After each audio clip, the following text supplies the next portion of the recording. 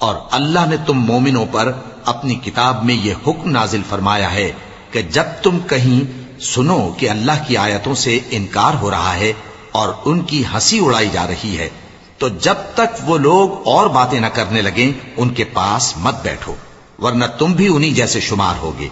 کچھ شک نہیں کہ اللہ منافقوں اور کافروں سب کو دوزخ میں اکٹھا کرنے والا ہے جو تم کو دیکھتے رہتے ہیں۔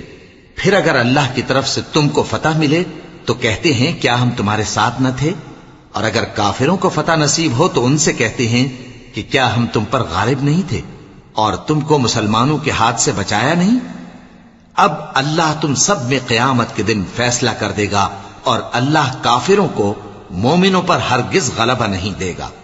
منافق ان چالوں سے اپنے نزدیک اللہ کو دھوکہ دیتے ہیں، یہ اس کو کیا دھوکہ دیں گے، وہ انہی کو دھوکے میں ڈالنے والا ہے۔ اور جب یہ نماز کو کھڑے ہوتے ہیں تو سست اور کاہل ہو کر صرف لوگوں کے دکھانے کو، اور اللہ کو یاد ہی نہیں کرتے مگر بہت کم۔ ڈاواں ڈول ہو رہی ہیں، نہ ان کی طرف ہوتے ہیں نہ ان کی طرف، اور جس کو اللہ بھٹکائے تو تم اس کے لیے کبھی بھی رستہ نہ پاؤ گے۔ اے اہل ایمان، مومنوں کے سوا کافروں کو دوست نہ بناؤ۔ کیا تم چاہتے ہو کہ اپنے اوپر اللہ کا صریح الزام لو؟ کچھ شک نہیں کہ منافق لوگ دوزخ کے سب سے نچلے درجے میں ہوں گے، اور تم ان کا کسی کو مددگار نہ پاؤ گے۔ ہاں، جنہوں نے توبہ کی اور اپنی حالت کو درست کر لیا اور اللہ کی رسی کو مضبوط پکڑ لیا اور خالص اللہ کے حکم بردار ہو گئے تو ایسے لوگ مومنوں کے ساتھ ہوں گے، اور اللہ ان قریب مومنوں کو بڑا ثواب دے گا۔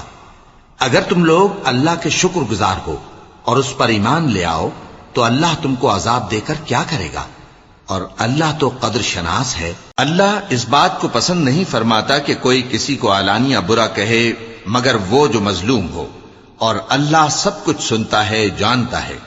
اگر تم لوگ بھلائی کھلم کھلا کرو گے یا چھپا کر یا برائی سے درگزر کرو گے تو اللہ بھی معاف کرنے والا ہے، صاحب قدرت ہے۔